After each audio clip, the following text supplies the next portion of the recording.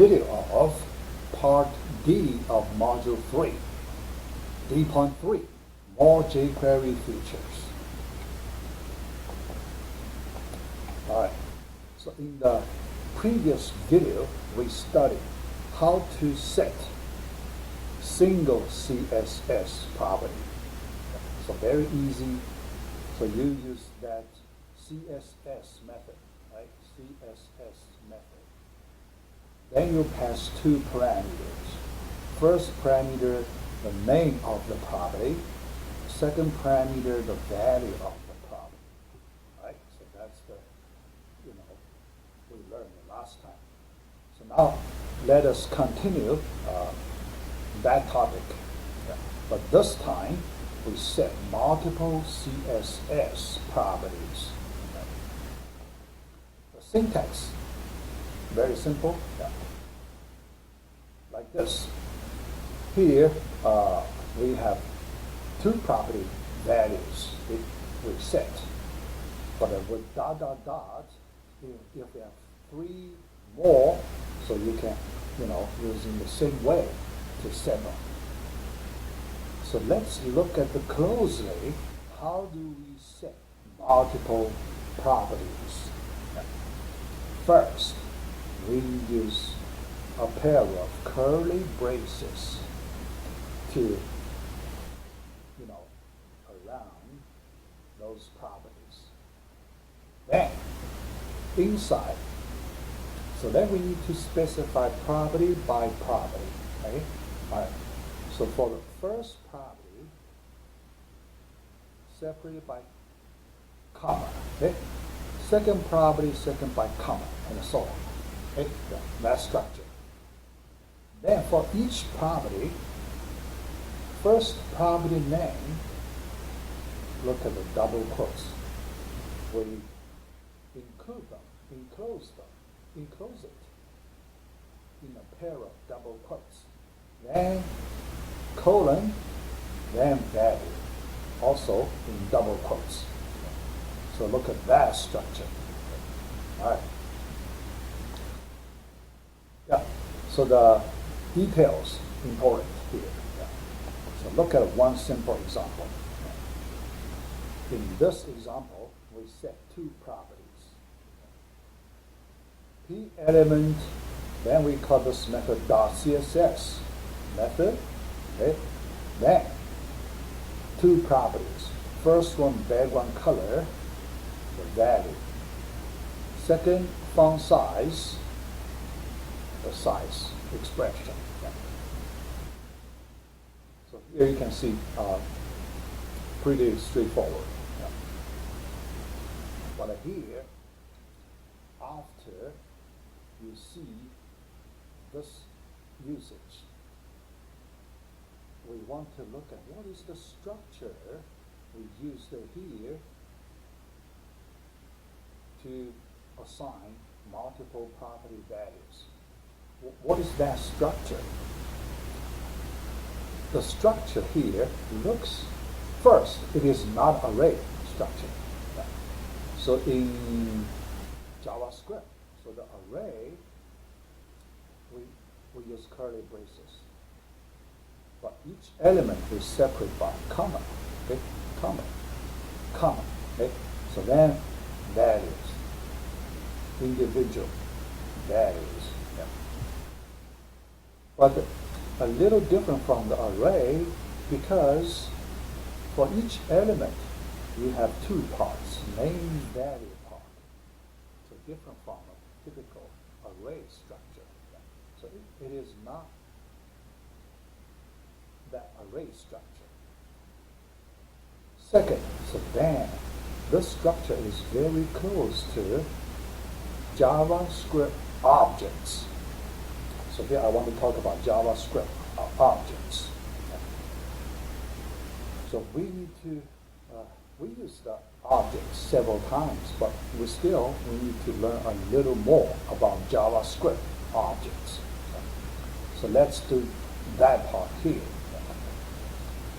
Objects are variables that can contain many values. So we organize. So we So first, array is one way we can store, we can organize multiple values, right? Yeah. So here, look at, objects, the way we use them, similar to the way we use arrays, right? But objects are more flexible than arrays. So we can store more complicated data than using arrays. Arrays relatively more restricted, but objects more flexible. All right. So look at the example. The first example. So this is a object way store data, organize data. Car, variable car. Now we assign object value to it. We're using the object format to assign value to this variable. So what is the format? A pair of curly braces. Looks familiar, right? That looks familiar. So each property, because objects, so we talk about properties. Each property separated by comma. Okay? So another similarity. So for each property, so you have property name, colon, property value, right? So similar to that, right? That looks very close, but not exactly the same. The only difference is this place, the property name, we use double quotes, around object, property name. But here, we do not use double quotes. Okay? Yeah. Property name, we do not use double quotes. The string itself can represent the object property name easily. Yeah. So here you can see little things. CSS, it's not exactly the object format. Very close, but slightly different here. Okay? Yeah. So when you use it, be careful on that part. All right, so now we look, the object structure like this. Next, object definition. So we look from the very beginning. So you define and create. At the same time, you create object. A JavaScript object with an object literal. So what's that object? Literal. Literal, the value, literal represents the constant value in memory. Constant value. Okay?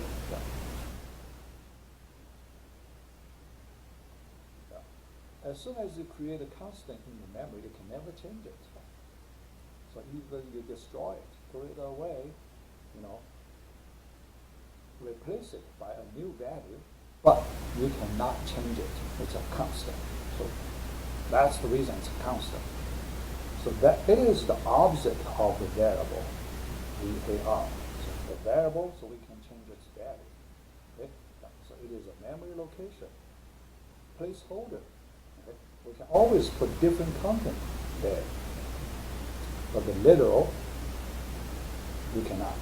The content. Yeah. So you have to use that fixed content until you're replaced by a different literal. Okay? So usually you assign literal to a variable. Okay? The next time you can assign a different literal to the same variable. Okay? Yeah. So that's the object literal. Okay? Yeah. Example. So this is another example. So we have three properties like this. The structure. All right. Spaces and the line breaks are not important. So even because sometimes if the data, the object is too complicated, so we want to make it more readable, so we will display multiple lines. And we insert many spaces, line breaks. So an object definition can span out, yeah. So that's the way we make it more readable. All right. Object properties. Yeah. So we use that many times. Name, value, pairs. Value. Okay? Yeah. So one name, one value, one pair. But you have many pairs, many properties. All right, so that's the properties. Then, other than properties in the object, there are methods.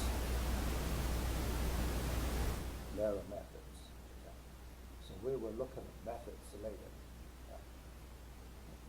Although most of the time we use properties, we store data. But sometimes we may add some methods to do data processing. It's also possible. All right. Later, we will see one simple example. All right. Next, accessing object properties. Very easy. Yeah. Sounds familiar. Yeah. Two ways. The first way. So we use that many times. First way, using object name, dot operator, then property name. So that's the usual way we use. Yeah. But there is another way. Not many people use it. Yeah. So that's using the bracket way. Inside the bracket, you use a pair of double quotes around the object name. So less popular than the first way, less popular, but it has its other advantage. It is more general than the first way, more general. More general means if some of the special format the first way cannot use, but the second way can use, can cover more cases than the first one. For example, the first way, if your object name cannot contain space character, cannot. If a space character, dot operator, there is space character, how can you handle that? You know, the JavaScript engine cannot interpret it correctly. So that's the big problem.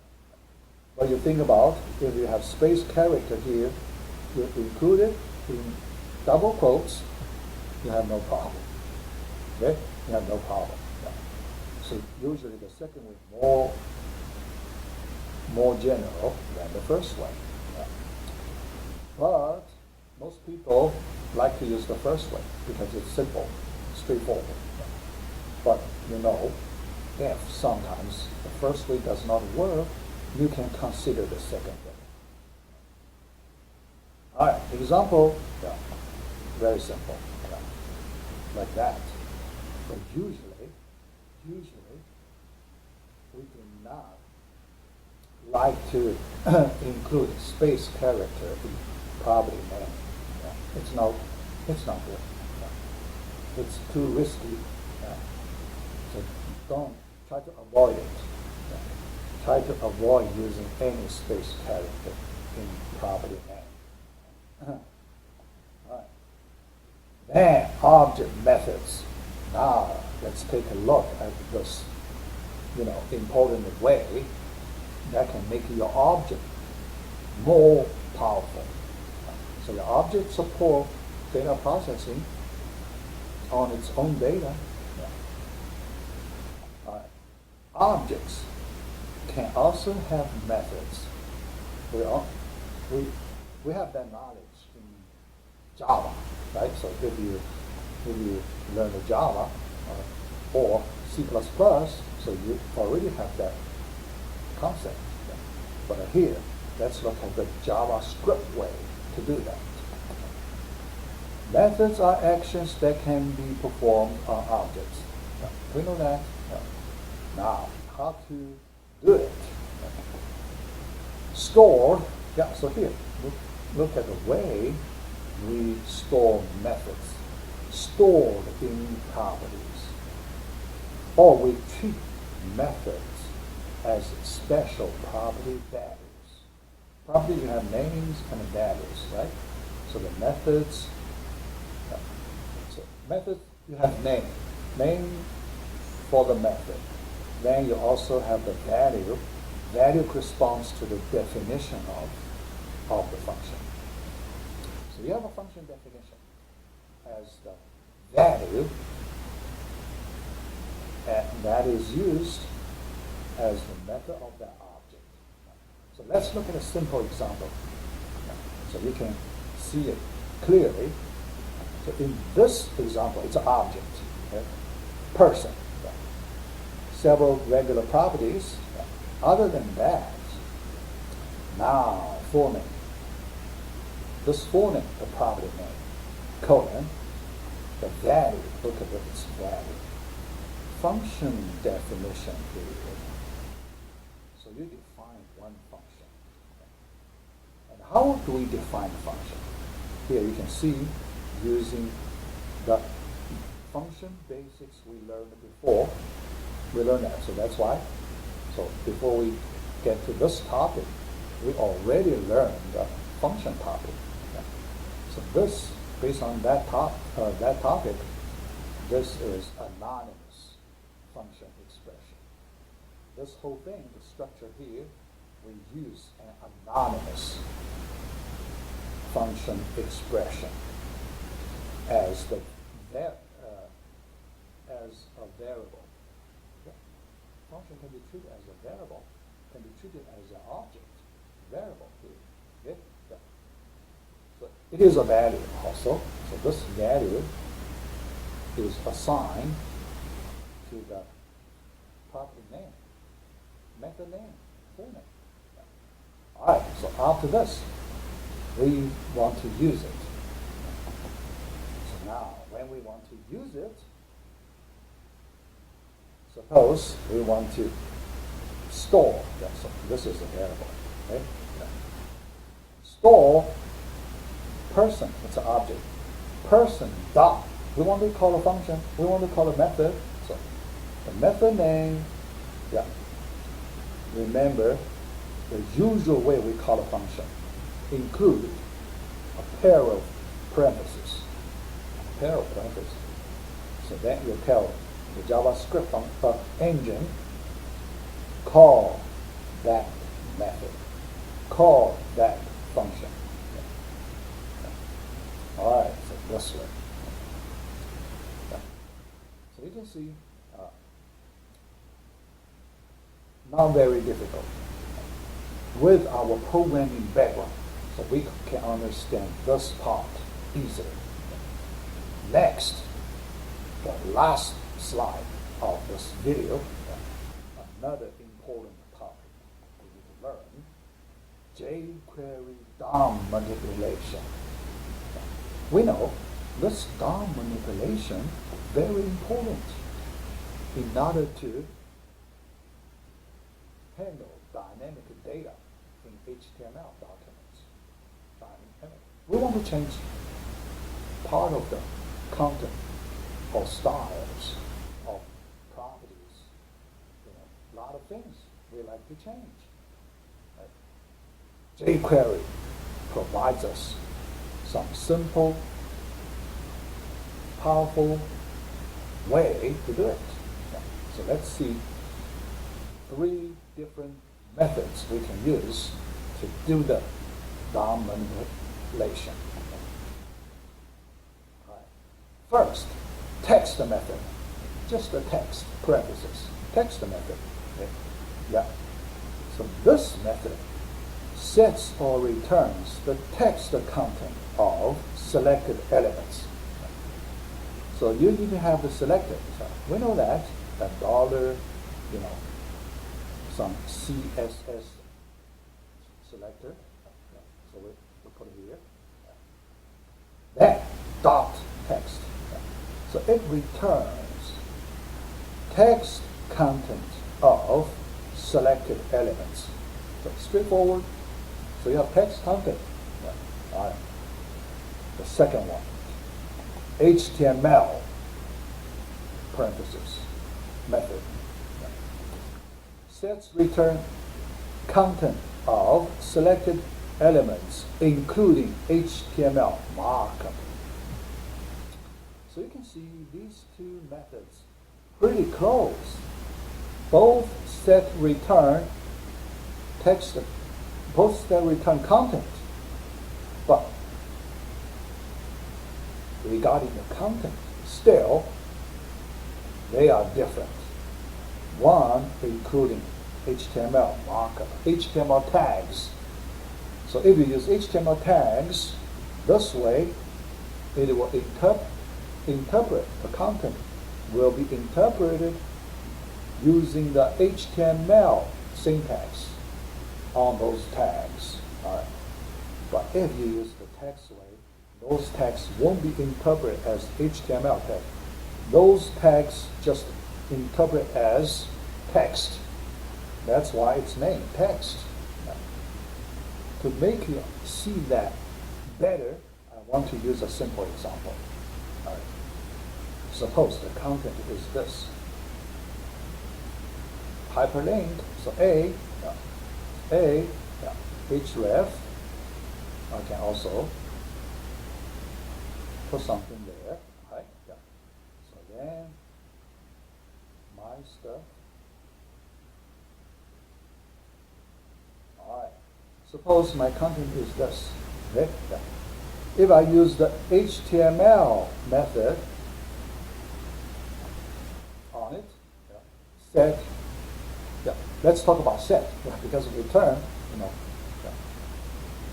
So return, yeah. It looks like, difference is not that big. Yeah. But set, yeah, we want to set, we want to display it. Yeah. Then it will be displayed as a hyperlink, my stuff. Okay, hyperlink, yeah. Because HTML tags will be interpreted in special meaning. All right, but if you use text method, you don't see this. What you see is this whole thing. The original way we write the expression as text, not interpreted. Any special symbols not interpreted. Okay? Yeah. So that's the main difference. Sometimes we may like to use that way. Yeah? Sometimes, although most of the time we use this way. Yeah? Most of the time we use this way. But in some special, rare cases, yeah, we will use this way. Right? Yeah. All right. Next, another very useful method.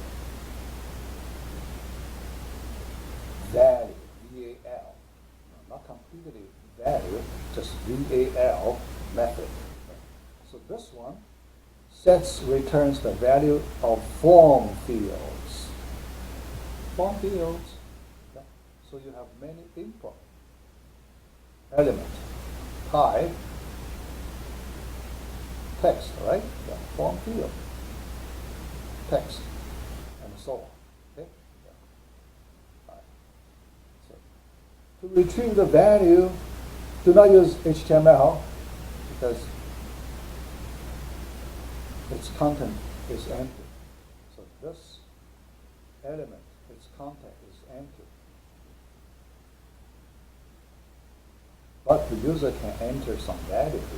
The user can enter value. So this val method can retrieve or set new value to this element. Okay? Yeah. All right. Yeah. So these three methods are very useful. Just give you a simple example. This expression retrieves the value of this element, ID text element. Then this expression set, yeah, because you pass a new value, so you set new value to that element for its value. Okay, yeah. All right, so that's the DOM manipulation. There is another way for DOM manipulation. That's access attributes. Okay. Sometimes we want to change attribute, so we can use special jQuery method. Attribute method. Attribute method, so we can change any attribute. Simple example. So this one, we want to get, we get it first, then we set later. First we get selector, so you get the element first. Then you call attribute method for which attribute? href. href.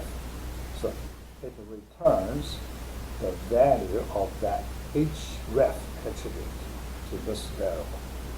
Okay? Yeah. So very straightforward. Then to set, also very straightforward. Yeah. Just based on our logic, so we can use this method to set a new value. Example like this. So this time we select one element first. Okay, yeah. And after that, which attribute we want to set a new value as our first parameter. Yeah. Then what value you want to set it as the second argument. Yeah. Here, let me just call it argument. Better than that parameter. Argument, because we call this method.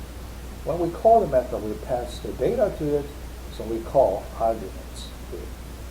So the first argument, the attribute name, the second argument, attribute value, new value. All right, so that's our part D.3. So we complete module 3. So next time I will start module 4. So in my module 4, so I may like to do some short preparation, because our module 3 is a big one. So we want to cover the basic commonly used features of JavaScript. In module 4, I like to cover XML and the JSON. It's a relatively short module. Let's start from module 5. I want to cover PHP. So that's a big part of this class. PHP, server-side program. So we will start another new big topic. But before that, so we do a small topic, XML and the JSON. Yeah. All right, so that's it. We stop here.